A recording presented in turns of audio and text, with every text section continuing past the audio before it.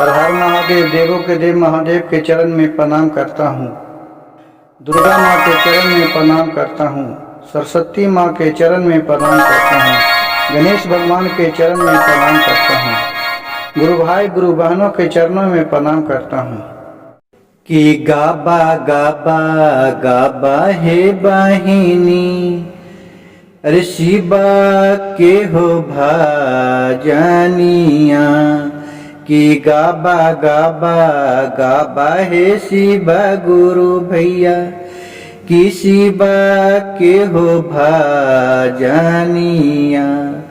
कि देयो ने देतुन है गुरु भैया, शिव गुरु मंगबो जो हो बरदानामा।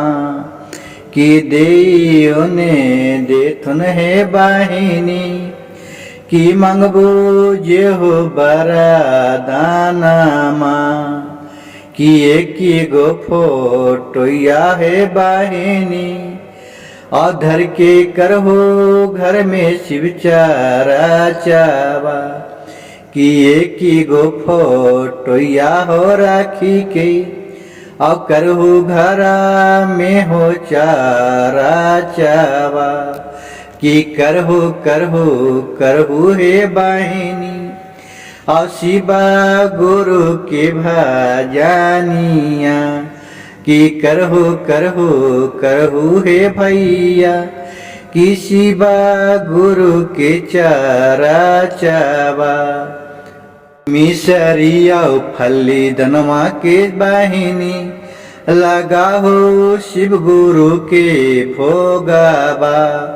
कि मिसरिया फली धनमा के बाहिनी, लगा हो शिव गुरु के भोगाबा।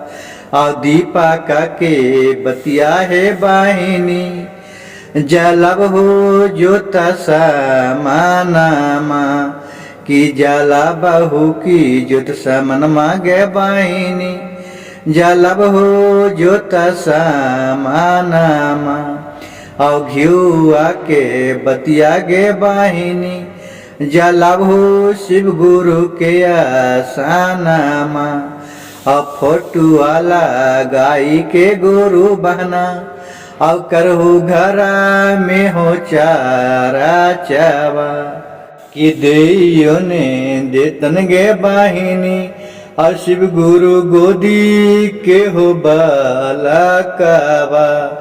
और देयो ने देतन गे बाहिनी, और शिव गुरु गोदी के हो बालकावा।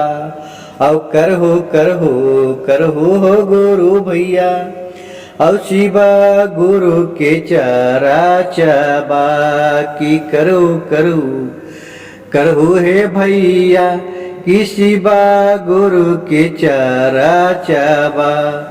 सुना सुना सुना गुरु भैया, और शिवा गुरु के भजनमा।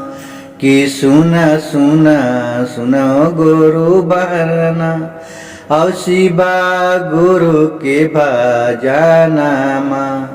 और बिगड़ल कममा है गुरु बना, और देतन भोलेनाथ बनाइए। और बिगड़ल समैया है गुरु बना, और देतन शिव गुरु लौटाइए।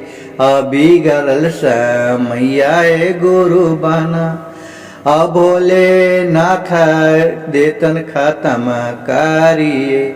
और अच्छा समैया है गुरु बना, और देतन भोले बाबा लौटाइए। कि करी लेहू और शिवा गुरु के भजनिया। कि गावा गावा गावा हे बहना, अब भोलेनाथ के चारा चावा। गुरु भाई गुरु बहन, मेरी भजन कथा कहानी अच्छा लगे तो कृपया मेरे चैनल को एक लाइक सब्सक्राइब शेयर जरूर कीजिएगा। भजन को अंत तक सुनिएगा। एक भजन को अंत तक सुनने मात्र से ही आपका सारी बिगड़ा कष्ट काम दूर हो जाएगा। अब बुरे समय जाएगा, अच्छे समय आएगा। हर हर महादेव, घर घर महादेव।